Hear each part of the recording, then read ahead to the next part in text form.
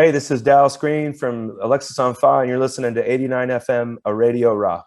Fala galera, beleza? Eu sou o Wendel Correia e hoje eu vou conversar com o genial Dallas Green para falar sobre o novo álbum que ele lançou em 2022 com a banda Alexis on Fire. O disco se chama Otherness. Falar com ele principalmente sobre isso e mais algumas curiosidades da carreira dele, tudo com exclusividade para 89 Rádio Rock. Hello, so nice to talk with you, man. So, you were in Brazil a few months ago with Alexis on Fire. It was great shows, man. Everyone that had the opportunity to see you guys still now talking about the shows. How was the shows from your point of view? They were incredible, man. I think everybody was very excited to come down and play because of how much we enjoyed the show we played 10 years ago. But I think especially because I had been there a couple of times since, I was very much looking forward to being there again with the boys and have them see a little bit more of the country, because I had been to Rio and played there a couple of times, and I'd been to a couple other places. So I was trying to explain to them that, Sao Paulo is great, but I think the other shows are going to be really great too, So it was just beautiful. It was incredible to be able to, especially to come down to such a passionate group of people after we hadn't played in so many years because of COVID and you know what I mean? So it was pretty much like the perfect place to start again, because you can't match the energy that the people of your country give us. So I know that you've just been in Brazil, but can we expect you guys soon promoting the new songs? Hopefully, yeah. We're going to try and we're going to go to a couple other places, but I'm sure we'll come back as soon as we can, because it's there's a love affair, I think, between us and you guys, and it's very strong. That's true. And a lot of people in the audience that was with me didn't realize and say, "Oh, when you sing it, I know this voice. I don't know where it's from." It says Dallas Green from City and Color. I say, "Yes, that's the guy I know. I heard him before." Yeah. Do you also feel that's different performing with Alexis on Fire and City and Color? Well, I mean, it's different because with City and Color, it's a different side of me, I guess. It's like I'm getting different things off my chest. But with Alexis, it's this group, and we try to sort of play as one voice, sort of one sound, and it's just a different type of energy.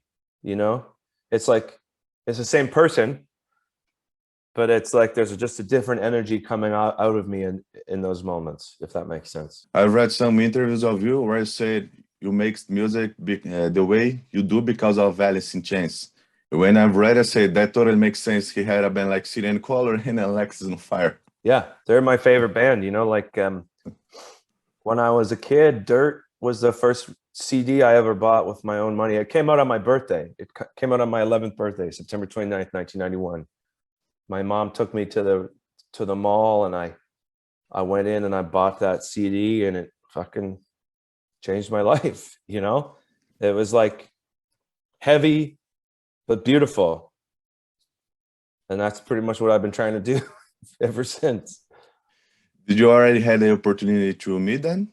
Yeah, I did it. I got to do a tour with them a couple of years ago, right before in 2019. I went and toured Canada just by myself with a guitar opening for them, and it was remarkable, to meet Jerry, who's pretty much the reason I play guitar, and chat with him and Sean, and then meet Mike and Will, and get to watch this band that obviously Lane not being there is difficult for them and for people, but I think they do such a great job of honoring the legacy of Lane and Mike. They're two friends who they've lost, I'm glad it was a good experience for you, because sometimes we met our idols and it's not so good. Yeah, no, I know. And I was, to be fair, I was worried a little bit about that, like I didn't want to even force it, but it was incredible. Jerry gave me a guitar at the end of the tour. Like it was, like, I don't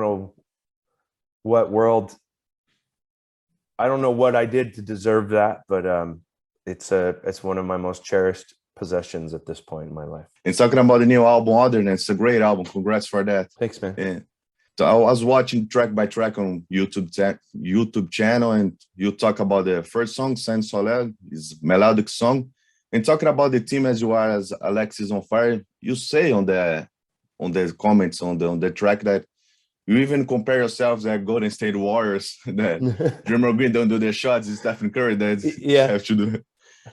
How was working with the guys as a team? It was always like that, or it's get better now as you are older, Yeah. more mature? I think we've always we've been pretty collaborative when we were younger, when we were making the other records. Like because of the nature of how, Wade and myself and George all sing, and the way we've always written as a group.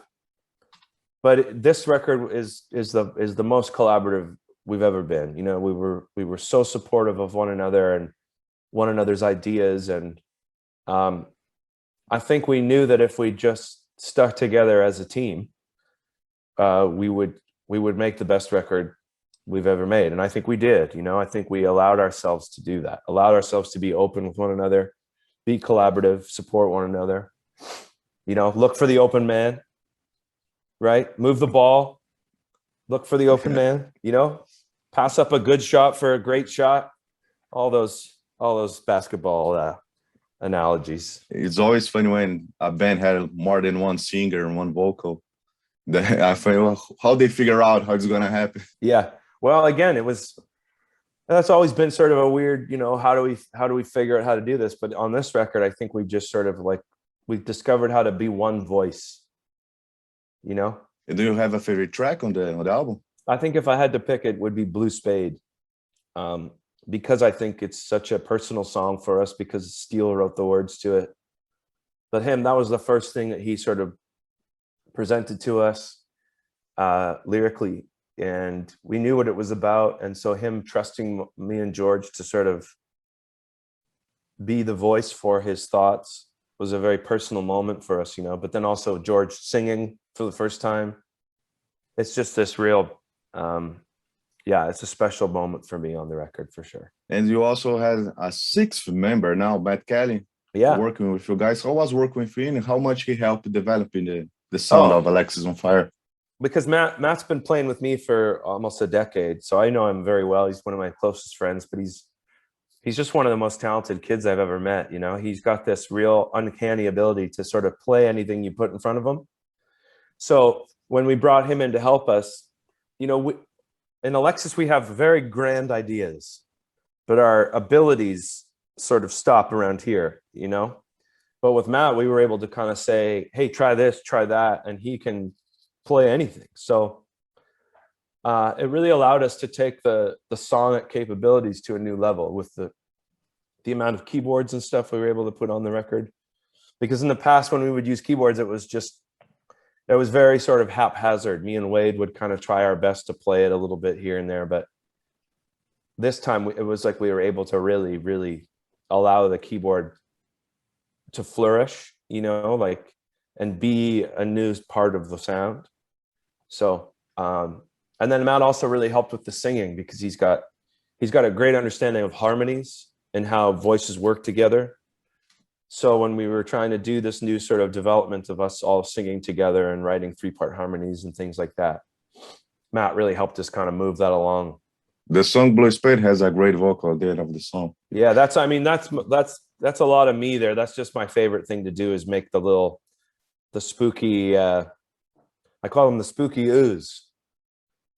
I love that's just some of my favorite stuff to do. So I had a lot of fun building that real. I mean, it sounds like Alice in Chains too. If you listen to it, I'm just ripping them off completely. And Matt is also the one who made the organ and keyboard solo on the song Dark Night of the Soul. Mm-hmm. And so you really let him do all the things that he wanted to do, right? He plays on the whole record, like that crazy synth intro to Survivor's Guilt. That's Matty. And like I said, he just became it was this like extra weapon for us, It was like a 6-man coming off the bench. Like Leandro Barbosa. I think he used to come off the bench. He's Brazilian, right? Yeah. Yeah. We call him Leandrinho. Okay. Yeah. Yeah. And I don't know if I'm gonna able to talk about all the tracks, but I want to talk about the last track, World Stops Turning. 80 Million Songs, a great song to end in an album, man. And starts with acoustic guitar. You are the one who is playing the acoustic guitar? Yeah, yeah. And what means the song for you guys? Well, I started writing that song as this quiet little acoustic number, and I was writing it when we were really sort of in the throes of getting all these songs together, and I think it just sort of dawned on me that I felt like I might, I thought I was just writing a simple love song, but then I realized I think I was writing a love song to the boys, So then I kind of came up with the version that you kind of hear now. I made a demo of it, and I played it I played it for all the guys and said, like, I think I wrote the last song for the record, And then when we recorded it, it just became this like beautiful, epic sort of like,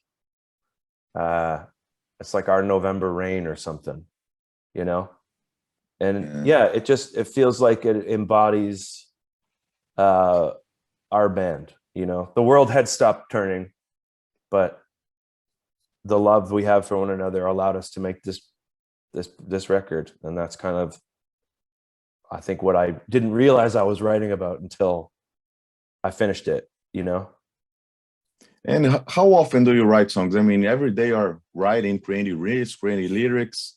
And how did you don't write? No, I go through really long periods of not writing anything. And, when I get into the role of it, it just comes and comes and comes. So that's sort of what happened in the later months of 2020. I was writing a lot. I had a lot to say, I think, and then we started writing.